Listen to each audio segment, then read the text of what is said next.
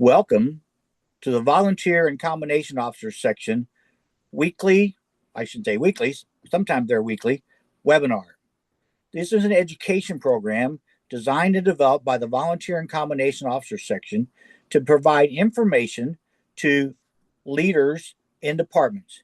They could be current leaders or they could be future leaders. Today, we might be talking a little bit more about future leaders as to what they can do, what you could do as someone who wants to become a leader, that you might need to learn from these experienced people of what they've done to be successful. The VCOS was formed in 1994. We just completed our 30th year. We have the Symposium in the Sun, which is in November. If you've not attended that, we encourage you to attend that. And you better sign up whenever we put out the notice, because you won't get a room and you will not get in the door, because we have sold out 2 months ahead for the last 8 years. So we are full. And this year we even told people, don't show up at the door because you won't get in. Well, I lied. We did take your money if you showed up at the door. I'm not foolish. So with that, there are questions. There's a chat in the sessions. If you want to ask questions, I will not interrupt the panelists unless you have something that really was important. You say, well, I don't understand what he said. Then I would interrupt the panelist or go back to the panelists to help your questions. But I'll be monitoring the chat session just to see if anybody has any comments. The other thing I would encourage you to put in the chat is who you are and where you're from. So the panelists can look at it as well. Got some idea who's on here. If anybody's on here, don't know that yet. So we'll see. So with that, I want to start off with introducing the panel. And I want to start off with I shouldn't say lifelong friend, but a long time friend, Dr. Dennis O'Neil, who is retired out of the federal government. And if I said what title he retired out of, I would be wrong. So Dr. O'Neil, introduce yourself, please. Hi, how are you, folks? Dennis O'Neil, retired Deputy United States Fire Administrator, which is the senior career fire official for the country. Prior to that, I was superintendent of the United States National Fire Academy.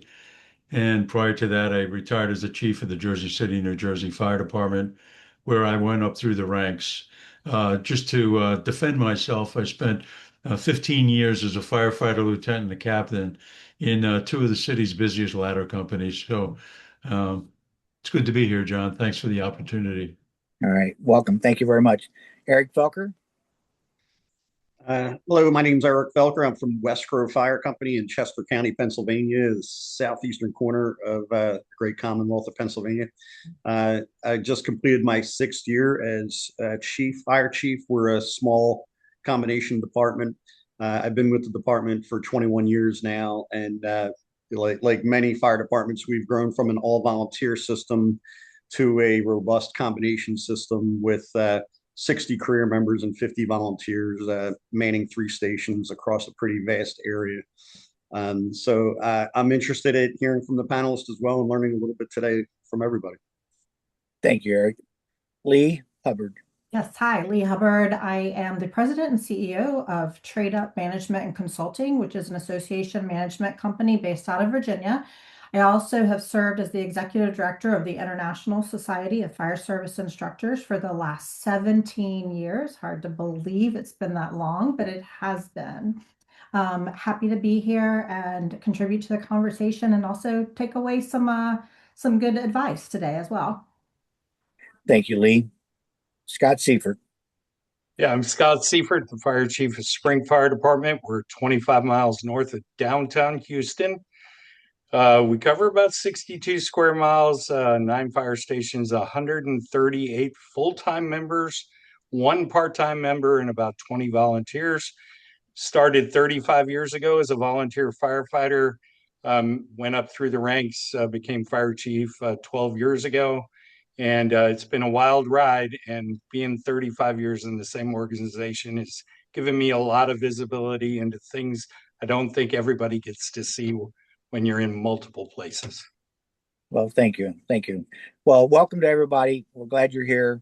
The first question that I had is, for the audience, we understand culture and we understand our organizations have culture, but who creates that culture? And so if you look at, what did you use, as I'm going to ask Lee this question first, is how did you create a positive culture in your organization? Because go back to Lee's introduction of the society for 17 years, the box was pretty empty when you took over. And so you have turned it around, and with help, I'm not denying the help, but it always comes back to the leader. So how did you create that positive culture in your organization? Well, you started the conversation earlier when you were making introductions that the webinar was, kind of geared towards two different classifications of individuals. One are current leaders and future leaders. And so I would challenge that just a little bit in that, there's an expectation that if you are assuming a position either within the company as an employee, or if you're assuming a position within a board or a committee infrastructure, that you are expected to be in a leadership role. And so the culture part of that is basically making three things very clear up front. And that starts with, why does the work matter? Where does that person fit within the mission of the organization? And the lastly is that I'm going to show up for them the same way that I have an expectation that they're going to show up. So I think that's really important in the regards of I'm willing to put in the elbow grease and do the work as well. But I also I want to focus on building that environment where the expectations are very clear and they're fair. But that's a communicative issue, right? Like making sure you're communicating up front. Second one is we need to celebrate the wins, and we need to celebrate them out loud, because when you are celebrating those wins out loud, it helps create that healthy, positive culture that we're all excited to get up in the morning and go to work for. I also, mistakes happen, right? But mistakes should not be punishment. They should be treated as learning opportunities. I actually just wrote a leadership article because of a member of ours at ISFSI, and I called him up to give him some news, and I said, I have some bad news. And he goes, there's no such thing as bad news. It's just news. It's how you interpret it. So, when we have mistakes, it's just news. And what do we do with that news, and how do we treat that as a learning experience? And then the lastly is that credit is shared. It is not unilateral. It is owned by everyone, and we are a team, first and foremost. So, I think when you have that type of culture, then that motivation, it stops being something that you actually have to try to manufacture. It just becomes very natural within the organization. Thank you, Lee. You made a comment. I'm going to ask Dr. O'Neill to respond to her comment. Lee, you said, I am going to show up in the same way that I expect them to show up. Dr. O'Neill, how does that create a culture?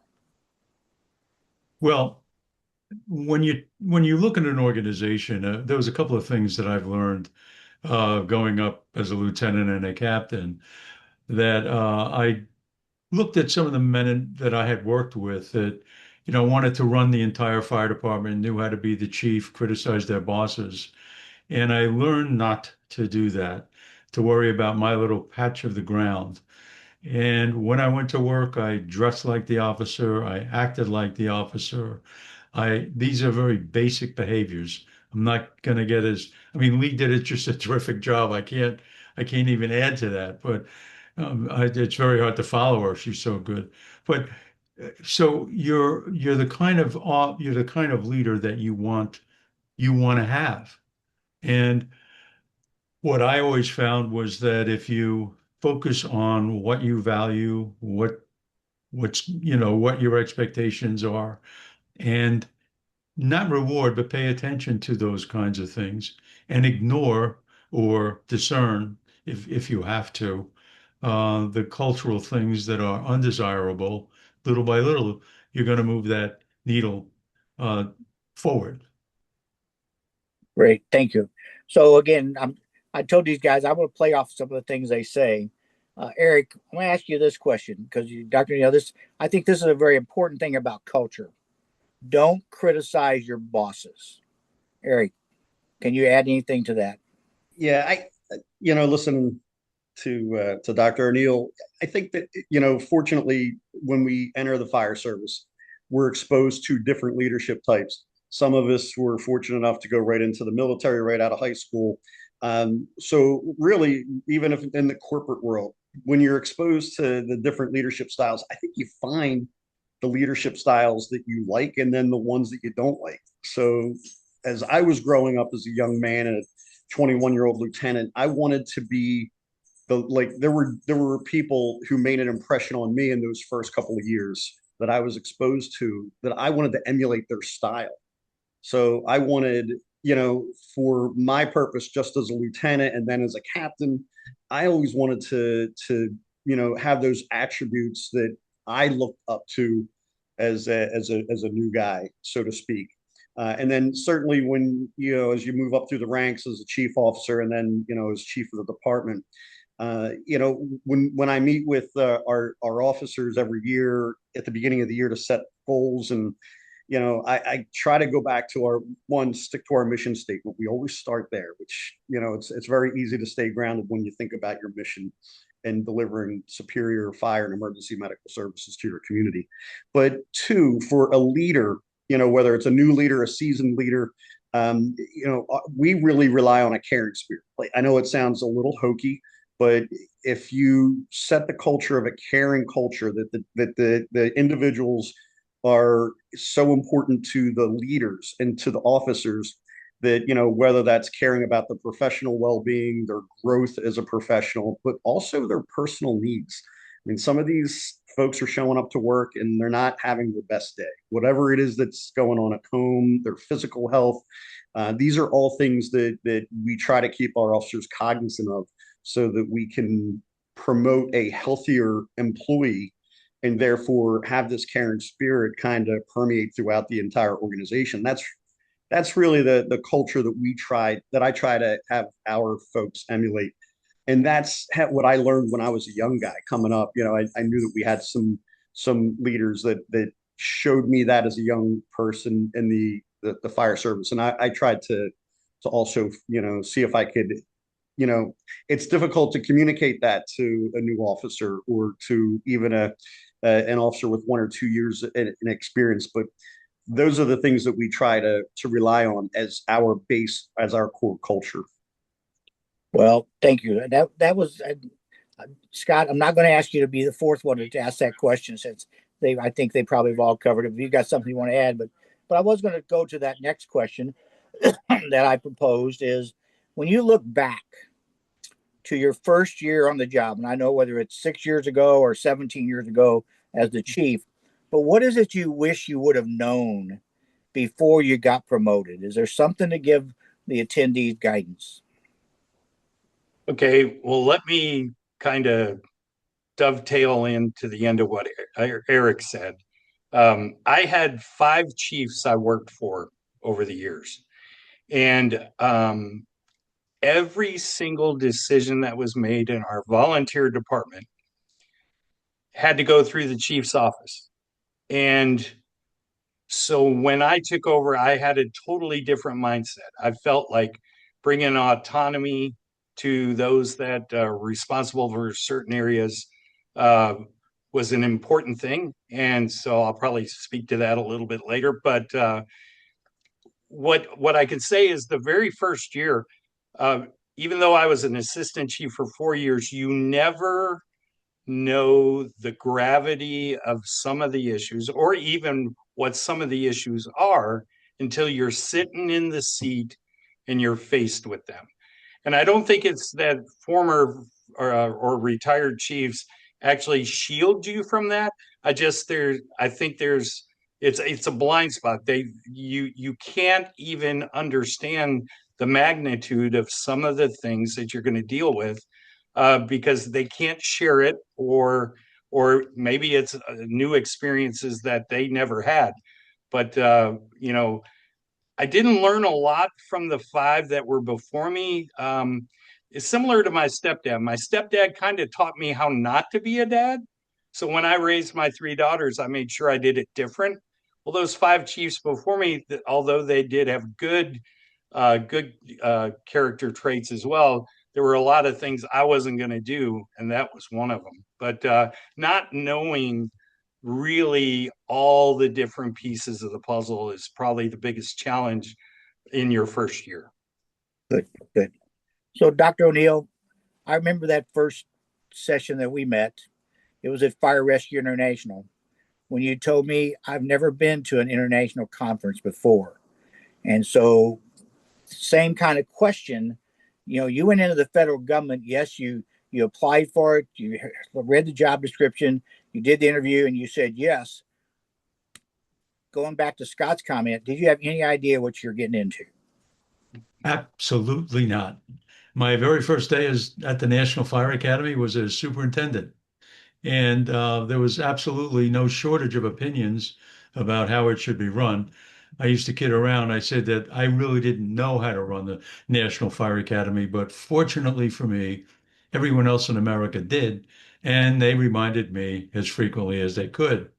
So I did what most good leaders do, what most leaders do, which is kind of sit back and listen and talk to all the staff and watch what was going on in the classrooms and listen to the students.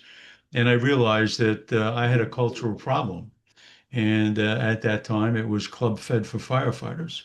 They would go to the National Fire Academy, and it was a party 2 weeks. So I had to establish a few things right away. And the first was that it was an academic institution.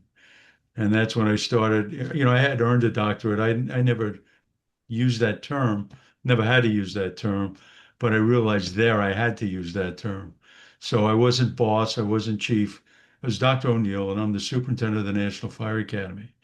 And then started using outside evaluations, bringing in the accrediting bodies to evaluate our courses to make sure that they met college standards, and just little by little by little. Now that annoyed some people. Some people left the organization, but gradually it became an academic institution. But it was the challenge that I had was I used to say this: I could go get a pocket full of marbles, take a plane, land anywhere in America, throw the marbles in the air, and hit 3 former superintendents of the National Fire Academy. I mean, they were in and out. It was a political position, and I was the first career person. So I told them, I said, I am here for 20 years. That was my opening statement to the staff. And they were like, oh, yeah, sure, he'll come and go. And actually, I was there 19 years and 10 months before they asked me to take the top job. So, and I would have not taken the top job, but the circumstances were different. But it was just so it was, and then it was changing the culture in the country. The state training director systems at that time existed to hate the National Fire Academy. That was their principal job. And so I worked with them, and we got all that turned around. So, and then the colleges and universities, that was the third piece. Yeah. So little by little. But and you're right, it's little by little, and you can't change an organization overnight. And so I don't know, Lee or Eric, if you wanted to. He made a comment about turf battles, that he had these people in his organization were protecting their turf. Do you guys have any advice for people when they become a leader about people that work for them that are protecting their turf? We always say play in your sandbox, or I say we always say, that's what Lee always says. We play in our sandbox. So, understand what your limitations are, understand what your resources are. When you have a tendency to go outside of that is where you become a little bit, I don't want to use the word weaker as a leader, but you become more vulnerable as a leader. And so being able to understand, what accessibility you have. I think when it comes to, you know, build friends, don't build turf wars. I mean, build friends, right? Like your circle is what is ultimately going to make you a more productive and healthy leader in your organization. I think, you know, quit thinking that you have to have all the right answers, because you really don't. You don't. You don't wait until you feel ready. You just ask better questions, make decisions with imperfect information, and acknowledge that, it potentially is that imperfect information. And then, also be cognizant of the fact that not everyone is going to like every decision that you make, and that's okay too. You don't have to be everyone's friend. You have to be, you have to just be loyal, lead with heart, and lead with the best information that you have, and utilizing those resources at your fingertips. Eric, anything you want to add? No, Lee, Lee took in some of my notes. I wrote that, just because you have the fifth horn, you're not the smartest person in the room. As far as the turf battles, I think it's important to allow your officers, whether they're assistant chiefs or your captains or lieutenants, if they're, were there before you and, feel like you might be stepping on toes. Sometimes I think it's important to allow them the opportunity to, be a leader, maybe utilize some of their ideas or some of their, their initiatives that they want to start. But I also think it's important that we do follow a paramilitary structure. You have to, there has to be a chain of command that's respected as we move forward. So I didn't have it nearly as hard as Dr. O'Neill did, that's for sure.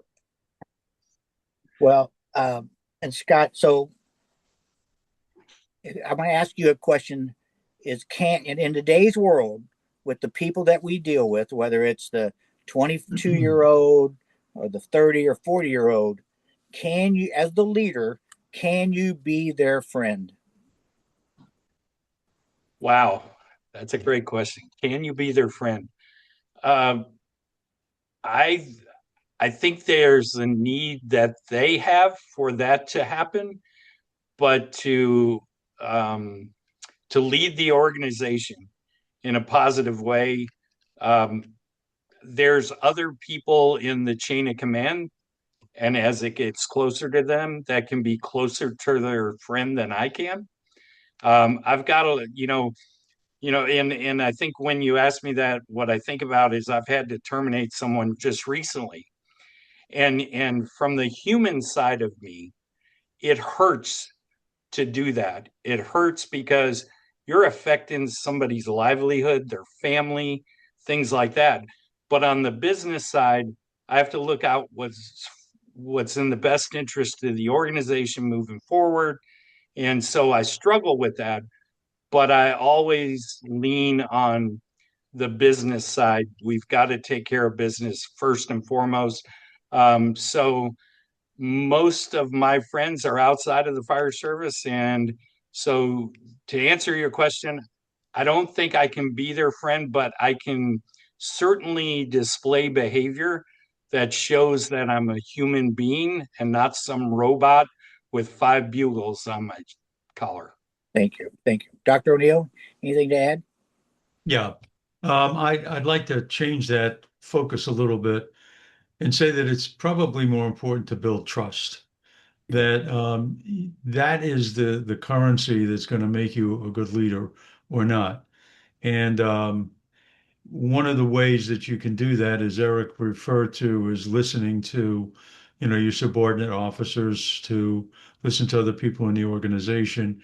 Yuri talks about it, Cynic talks about it, emptying the bucket, and making sure that they express, when they disagree. But at the same time, the concept of friendship versus trust, friendship has a connotation that there are ins and there are outs. And you can't really lead an organization when, there are people like that or perceptions like that. Let's call it perceptions. So the critical issue, I think, to develop is trust. And if they trust you, you can get a lot done. Thank you. John, can I just, I think a better term is you can be their advocate.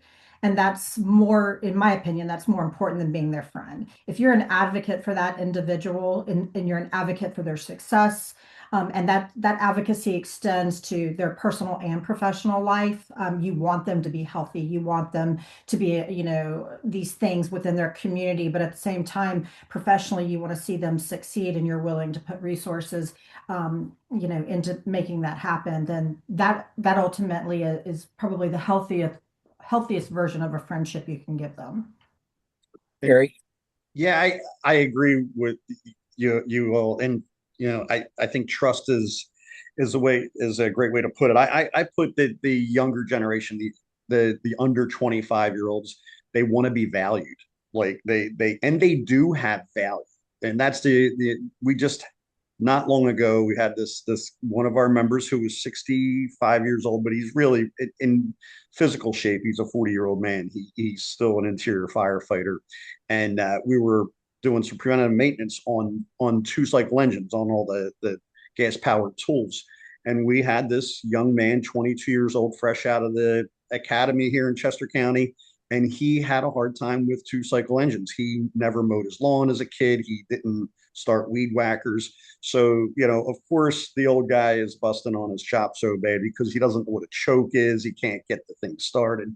Little things like this, which most of us that mowed lawns at the age of 12 years old, we can't fathom that, somebody wouldn't be able to operate a two-cycle engine. Fast forward the clock shortly after lunch, in the very same day, that 68-year-old guy can't figure out how to work the First Do app. And he's got his phone upside down. He's trying to figure out, well, guess who knew how to get in and out of that stinking program, get him completely. So here's the 22-year-old guy now who's got the 68-year-old guy's phone, and he's got this thing completely. So there's value to every individual. It doesn't matter what their age is. And, when I need help, I literally will go to the 20-year-old and the 22-year-old and say, can you give me a hand with this? Because I'm telling you, forever, there's something changing technologically with this business. And I am not the sharpest when it comes to that. So I will by all means utilize that younger crowd. So I think that in the fire service, like any other business, there's this generational gap, right? And clearly, we all have gray hair now that are sitting up here, except you, Lee. I apologize. But the rest of us are, I got my rates done. We've seen the generations come and go. And I think that, harboring on the differences or the what we consider the younger generation's deficiencies. Okay, so they may not on a whole know how to operate a two-cycle engine, but they could probably, take down the security system of the entire station and hack into the video system, and if they wanted to, so there's value in what they bring to the table. And I'll be honest, this younger generation, they really want to be the best firefighters and EMTs you have. They want to be valued in that light, and they're not afraid to work for it, this younger generation. So I find a lot of value, and value is what I think that they bring to the table. But I don't think being their friend, so to speak, is the best approach. That's for sure. Yeah, I want to continue on this little conversation here because it's a great conversation. I think it's some good advice here. Each one of you had good things. One of the questions, Eric, would be: are they willing to learn how to service that two-cycle motor? If they're not, then there's a problem. But you're right. But I want to go to. I agree that you can't be their friend. But how do you, as you moved up, and maybe this is not for the fire chief, because the fire chief probably has an office, or the executive director has an office. But Dr. O'Neill, can you sit around the kitchen table and let your guard down? I tell the story that when I was a battalion and a deputy chief and chief of the department, I would go to stations for meals. I don't know how they found out, but I don't like liver. And I'd call them up and I'd say, what are you having for dinner? And they'd say, if they wanted me to come, they'd say steak or hot dogs, whatever they're having. If they didn't want me to come for some reason, of course, they said, oh, we're having liver, chief. I'll catch you next time. But when I went to the fire station, I never talked about the job. I heard you bought a new car. How do you like it? I heard your mom was sick. How's she doing? How's your daughter doing in college? How's your son doing in Little League? I want to know about them as a person. And it wasn't that talking about the job was forbidden. It wasn't. Sometimes a question would come up. But talking about the job was a separate event. It was an after action thing at a fire. We defined a fire as more than one room burnout. So we would assemble everybody and go through what they did, and it was a form of training. But the social environment was, in that kitchen table, was not about the fire department. It was about each other as a human being. And, my carburetor or my choke or whatever, at home. And, I would have these things like, I'm not too mechanically inclined. How do you do this? How do you put up shingles or something? I'm making this up, but, somebody at the table knew, and you give them a chance to shine and tell you how to do it. Electric, plumbing, whatever. That's right. There's always somebody that can help you work on Yeah, things around the house. sure. Lee, any advice on that? I think for sure, there's a big difference between letting down your guard and just being human, right? Like, I think, being vulnerable is very different than just being personable and letting them know that you empathize with what's going on in their life. To Dr. O'Neill's point, when they have struggles and they have an entire world outside of when they walk through that door and they're at your disposal. And so I think being aware of those conversations and the intel you're getting back, being being a bucket of resource for them, whether that means what you're able to help them with or offer them in terms of resources at the end of that conversation. But I think being accessible, open door policy, right? Like, I can go to them, but more importantly, I want them to feel able to come to me. And so I think that starts with letting them know that, you tie your shoes the exact same way they do. Well, you guys, you bounced around an issue that I want to get to on this kitchen table thing. Eric, I'm going to pick on you for this, but and it has to do with sexual harassment, bullying, off-color jokes. As let's just say you're a captain, and sitting around the kitchen table, what do you do as a company officer when that conversation happens in front of you? Yeah, and unfortunately for many of us, we've had this happen in front of us. As the chief of the department, the back table talk gets quiet when I come around now, so you're shielded from it. But turning the clock back, that is the uncomfortable part, especially as a newer officer. And thank God I cut my teeth before cell phones and videos and photos and all that stuff. So now electronically, they're sharing all these messages as you're sitting around the table. Somebody starts laughing over there, and they're poking fun at somebody else that's sitting at the table. So these are issues that we've had to deal with. How do you shield yourself from it? I think as a new officer, very much like what Dr. O'Neill says, I will often try to talk about things that aren't when the time calls, like when we're talking about a relaxed setting around the back table, is to make sure that I find out if it's a newer person that's on duty that day. With we have a crew of 10, and one of the guys are relatively new. Are they, do they have a significant other at home, any children? So I try to get involved in personal lives and ask questions and poke and prod on the new people. Those that, of 110 people, I pretty much know everybody by first name. I might not know their spouses by first name, but I try to remember that, whether they have children and whatnot. I think it helps steer the conversation. But trying to turn the clock back, or trying to tell somebody who might be listening to this that's cutting their teeth as a new lieutenant, and how to avoid that, it is challenging. But I always try to, if I can steer the conversation in a better direction to talk about things, and maybe not even laugh at the joke that trying to, and then sometimes an uncomfortable conversation has to happen. If there is a member sitting around the table who's going a little bit too far, after the snickering all gets done, I might just send a quick private text message and say to the individual, hey, meet me over in the office, and kind of get up and walk away, and then a few minutes later they get up and walk away. That way I'm not calling them on the carpet in front of their coworkers, and then we can have a private conversation and be like, hey, I listen, what you wrote in that text message or that electronic message, or when you were poking fun at the guy sitting around the table, he's easy. He's an easy person to pick on.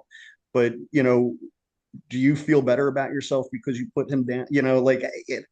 And I try to generally small little conversations of redirecting. I think, in my experience, I've been able to help guide that in a different direction. All right. Scott, you probably have seen from November, Marion County Fire Rescue in Florida, where they arrested 4 firefighters for hazing. And I think they've arrested at least 7 additional firefighters on that department for hazing. And, they did waterboarding of a firefighter. They did, kidnapping, robbery, battery, lots of different things. I believe, this is just John, that's where I'm going with my question. The fire chief knew something was going on. If he or she didn't, shame on them. So when you suspect something like that behavior is going on in your department, I should say in your station or in a station you're at, what advice would you have for those leaders? What action? So I think your previous question was, when you're around the guys and gals, can you let your guard down? You can't. There's no way. Now, the struggle we have, I think, is new officers, especially lieutenants, captains, they don't get it yet. They don't understand that they're an extension of that fire chief. In fact, every officer from the assistant chief all the way down to the newest promoted officer is an extension of the fire chief, and the values and the expectations. And I don't think the young officer understands that he's now part of management. He doesn't get it yet because he's still buddies, right? The book Buddies to Boss, right? I don't think the district chief role or battalion chief in most places, I think that's where they start to become to understand that they're part of management. They're not part of the crews anymore. And so if that behavior is going on, and we had something similar a dozen years ago, maybe 10 years ago, and that officer thought what he did was okay, and it was a hazing incident. And the question I had as the fire chief is, what made him think that was okay? What in our culture made him think that that behavior would meet my expectations, first of all, but that it would be tolerated by anybody in the chain of command? And I still don't have the answer today. But I think they just don't realize that as a new lieutenant or as a new captain, that your role is starting to change. And I think we do a poor job in high level leadership and management in explaining it. In fact, I'm meeting with all the officers in our department all at one time, probably in the month of March, to make them understand my expectations, because I need to reinstate those or just reiterate them, and then get them to understand that although you have one bugle, that one bugle is one of the 5 that I have. And that one bugle is the beginning of your journey up to wherever level you want to go, and that it's not about being somebody in a silver badge anymore. And so that's my goal, because I think the fire service experiences this all around the country, not just in Spring, Texas. Dr. O'Neill or Lee, anything to add? I'm sorry, anything to add? Yeah. Well, no, I think we'll go on to the next question. They did a terrific job. Thank you, Dr. O'Neill. I was reminded as you guys were talking, what I was told was, if your mother knew you were doing or allowing this, would you be embarrassed? And if the answer to that question is yes, then you probably should not be allowing it to happen. So good. All right. Um, go back to some of the prepared questions. What's the well, I think you guys have already answered this, Lee. What is the positive character trait that you tell them they most need to have for someone who's thinking about being promoted? I know Dr. O'Neill mentioned trust. I think we all sort of agreed that's number one. But what else? Ownership. Is Yes. what? Ownership. Oh, Ownership. You know, I don't need you to be perfect. I don't need you to come with, you know, a bulk load of experience. I don't need you to even, you know, have confidence. A lot of that comes with over time and being built over time. I know we've all seen some of our favorites, individuals that has been a stage of growth within their profession. But ownership means that, you know, when something goes wrong, you're raising your hand and you're working on a resolution to fix it. You don't, this is my pet peeve, you don't wait to be told to solve a problem. You look for those solutions ahead of time, and you strive to fix them. And then we also talk about, you know, we're not just task driven, like, you know, with my employees, and I have 7 of them. We are not just about checking the box, right? Like, we are really cognizant and excited about what is the outcome, and how do where does that outcome look? So, and ownership is a part of that. So when you have that, then you care about the outcome, and you're not just checking the boxes. So, you know, I think it's kind of the difference between someone who has a job and someone who's building a career. And that goes all the way back to your culture, right? If yeah. you're setting that culture in the beginning, then you're going to be able to develop those employees, those board members, those stakeholders within your organization. So you made a statement again. I'll go to Dr. O'Neill to this, but you know, and I talked to a lot of young officers. I'm sure you all do as well. People that just got promoted. I would recommend they buy the book, Buddy the Boss. I don't make any commission off of it, but it is a very good book to help you understand what your job is. But Dr. O'Neill, Lee made a comment about don't wait to be told to solve a problem. And anything you could add to that from an officer standpoint of I don't know if it's in my job description. Well, let me just start by saying I tried to instill a mindset in the officers as they came in that they were one of two things. They were two things. They were a coach and they were a referee. And if they took the mindset of a high school or a college soccer coach or men or women, doesn't matter, that you were a referee on the rules, regulations, and SOPs, and you were a coach to help whatever subordinates you were working with to be better. Um, I had a different mindset. I wanted bad news. I wanted people to bring me bad news right away. I want to know about it. Why? Because it gave me time to figure out what to do about it. Gave me time to figure out a solution before it became a hand grenade on my desk with no pin. So dealing with problems right away. And then, and I had another little saying that I used. I had a couple of challenging companies to deal with as a company officer. So I had a little saying that a horrible end was better than horror without end. And I just deal with it, whatever it was, just deal with it. Eat the frog, whatever you want to call it. But those little sayings guided me. Well, that's a good comment because when I was the state fire academy director, Jim Greason, who was my boss, the state fire marshal, said, "Don't let me be surprised. Yeah. If you know something, I need to know it." And I'll never forget texting him some of what I think are the dumbest things that I should let him know. But he never ever said, "John, you don't need to send me nothing like that." So I think that's probably some good advice for somebody is when you first learn about a problem, it's small. The longer you wait to deal with it, you just made this comment, Dr. Neal, it gets bigger. It becomes a horror.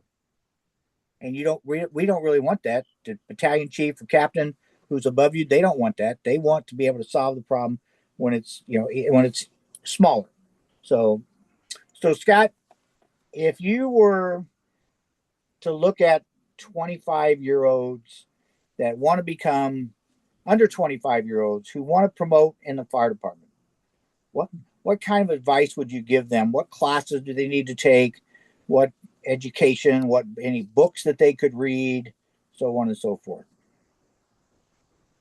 Well, at 25 or younger, my So they've gosh, been on 5 years or less. yeah, I think they need to focus on their job and become very proficient at it. And if their desire is to promote, then they need to start looking at leadership books that are outside of the fire service. The fire service does great, but there is a lot of life lessons and lessons I've learned that have prepared me for this role that are way outside of the fire service. And so if they're wanting to promote, if they want to go all the way to the top, I could probably come up with, the ones I would recommend, the books to read and the webinars to watch. But they need to get very good at what they do in their current role. And then if their aspirations are for the next role, you definitely need to prepare for that and get coached by someone who you highly respect, that you trust, and they should steer you in the right direction. Thank you. Lee, anything to add to that? Yeah, I mean, I think that we live in an environment that is of constant information and rapid response. So I would say real-time feedback is critical, probably at any age, but especially for those that are 25 and under. If you're waiting to do annual reviews or you're letting stuff pile up, you've probably missed the boat on that, because they want to know, am I doing it right? Does it matter? And if so, why? And then where can I grow next, right? Like, they're not stagnant. They want to that ladder. And so I think if we're, working on those things and that real-time feedback, I think that's what they're craving the most. I mean, I think we can all remember the days where we went into an annual review and for the first time you're finding out where you had a failure, by your employer standards. And it's like, my God, that was 9 months ago and they've let it sit for 9 months. And, how was that productive to the organization and setting the culture of the organization of growth and prosperity? Because it just simply isn't. I also think that they value authenticity. So, don't blow smoke. If you're authentic, they'll be authentic back. So, Thank you. Hey, Eric? Chief. Yeah, I we actually just started 2 years ago an officer development program within our department designed for inexperienced or younger folks, both for volunteers and career members. And you said what books and things like that. Certainly, I completely agree. Give them leadership, books to read that are outside of the fire service. And John Wooden is one of my favorite. I don't know if the UCLA coach really emulated a servant leadership style. It really translates well to the fire service, his leadership style. So that's one area. The other is, I tell these younger folks, is the formal education. We've had discussions within the fire service whether degrees are necessary or not. And, certainly for someone who's attained a couple of degrees and has done things differently than the normal firefighter track, I think it's important to guide those younger folks, who did not want to go to college, went to the fire academy and, right out of school. And now they're 22 years old and said, I've been doing this for 3 years and I think I want to be a leader. That's great. I think that this is a perfect opportunity for you to maybe, take some classes at the community college and, think about taking, fire officer 1, fire instructor 1, get the national certification, go get some pro board classes beyond what they gave you at the academy. And I think they're attainable goals. Most of our county training center offers these things. So these are things that are accessible to them, and those tangible goals for them at 22 years old, 24 years old. I think it's important to paint that picture. And then that the formal officer development course. They meet quarterly, and we try to we do a book study on there, and then we also try to give them real life scenarios, and each session is based on a different thing. So it could be literally on scene size up might be one. Dealing with interpersonal relationships is another topic, that we've done. But I think it's important we guide these folks that are early in their career to head in that direction. And listen, some of them don't really show any great leadership, traits right out of the box. And I wouldn't give up on them as leaders in the future. And then certainly you can see some young folks who just emulates, leadership traits right out of it, as soon as they come to your department. So there's a really a strange mix in this younger generation, but I certainly think it's worth fostering these folks. And I think formal education should be something that we should, whether we agree with it or not, I think it's important that we give those folks that opportunity, that they should, if they're interested in a career in leadership in the fire and EMS service, they're going to probably need a degree at some point. All right, thank you.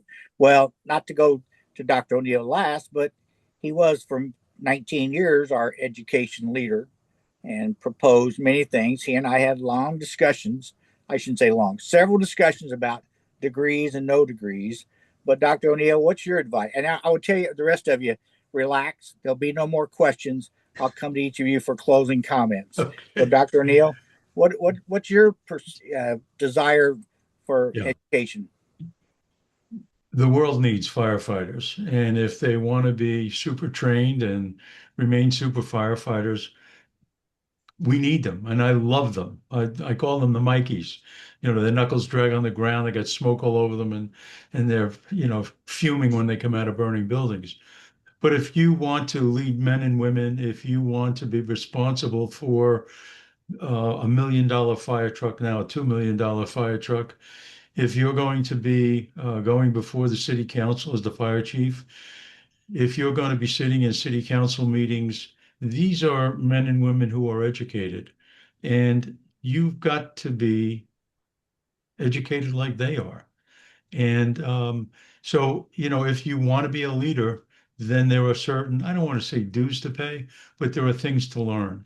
And one of them is learning how to learn, being in different environments, being successful in, physics that you might not enjoy, or, 20th century art, or something that does nothing for your career, but expand your brain. And when I left the fire administration, the budget was, I forget what it was now, $50 million, 100 and something people, 1,100 contract instructors. I mean, you just can't go in there with a GED from the Marine Corps, and GEDs from the Marine Corps are very good, but it's only going to take you so far.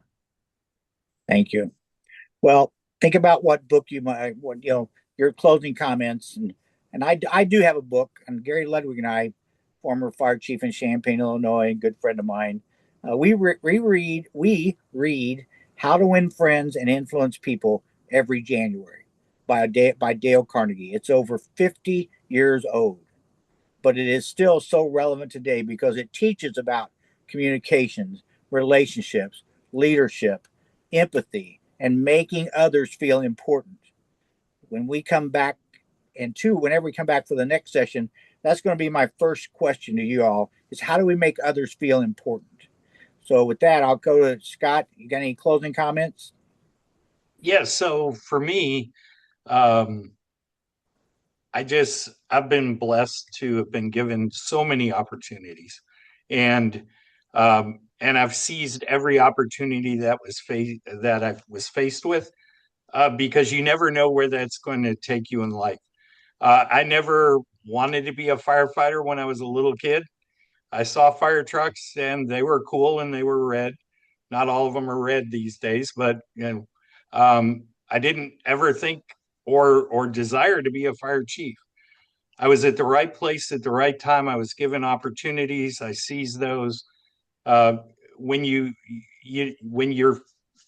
presented an opportunity, just seize it and go with it, because here I am at 63 years old.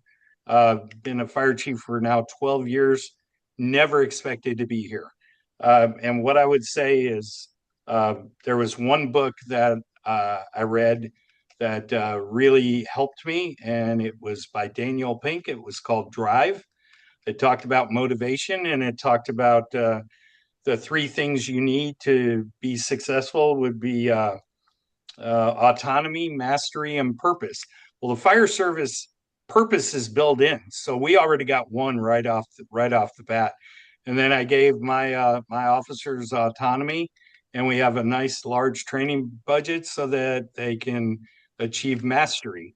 And so those three things I think are the keys to why Spring Fire Department here in Texas has been on a path to success. I don't know that we'll ever arrive there, but we'll certainly continue this journey. All right. Thank you, Lee. Closing Yeah. comment. Earlier, I mentioned, the importance of being an advocate for our employees, but I think it's equally as important to be our own advocate, and, for our own professional journey and our professional development as leaders within our organizations, but also advocates for our own mental and physical health. I think those make us better leaders when all those pieces of the pie come together. My dad gave me some advice years and years ago, and it was basically build my own personal board of directors. So that's a very simple takeaway from today. If anybody's interested in like how do you start investing in your own self and being your own advocate, that personal board of directors is basically, that small group of individuals who wants to see you successful and see that you are the best version of yourself. So think in your head about who are those 5 to 6 people that I really make up that core group for me and that I can turn to, and then lean on them, because that's an important part of the journey. Right. Thank you. Dr. O'Neill. I'm going to kind of synthesize Lee and Scott and get a mentor or two. Carnegie's book is 75 years old, John, Oh, and okay. it's still relevant. It's a book I recommend. And thirdly, listen. Spend more time listening than talking. And then, as Scott said, I would just add one word. When an opportunity comes up, have the courage to take it, because sometimes we're way too comfortable doing what we like. Thank you. Eric, final comment? Yeah, John Wooden's book, Pyramid of Success, is one of my favorites, and John Maxwell, The Laws of Leadership. Those are two books that I read as a young guy, and I still use those principles today. But I don't want to rehash what everybody else has just said, but the opportunities will unfold before you as you journey through this career and through this service, whether you're more of an EMS leader or more of a fire service leader. Seize the opportunities. Don't be afraid. Be courageous. And don't the part of the courage is don't be afraid to fail, because sometimes we have to scrape our knees before we learn how to walk a little bit. So. Well, thank you. Thank you, Eric. I want to thank all of our panelists today, because, whenever I invite somebody to be on actually, this was Dr. O'Neill's idea to do the panel way back when I put this out of like, here's what I'd like to do. And he said, I think we do a panel. So I appreciate everybody agreeing to be on the panel, because nobody really knows what the questions are going to be. I wrote up a few questions, but as you can tell, I played off of what you said. And I think it makes it more interesting. And it hopefully makes it more relevant when they hear something and then you reinforce it. So I appreciate you all coming on today, giving us an hour and a half of your time. I know everybody's time is valuable, so I do appreciate that very much. And I only have Stephen Casillo, Deputy Chief of South Essex, New Jersey. He's the only one that signed in and said he was on. So, Stephen, thank you very much. I will figure out how many people were on and register and that sort of thing. So with that, we're coming up right at 4:00. I told you I'd take an hour. I appreciate everybody's time. You all have a good evening, and take care. Take care. Bye-bye. Bye-bye now. Bye-bye. Oh, another guy said thank you.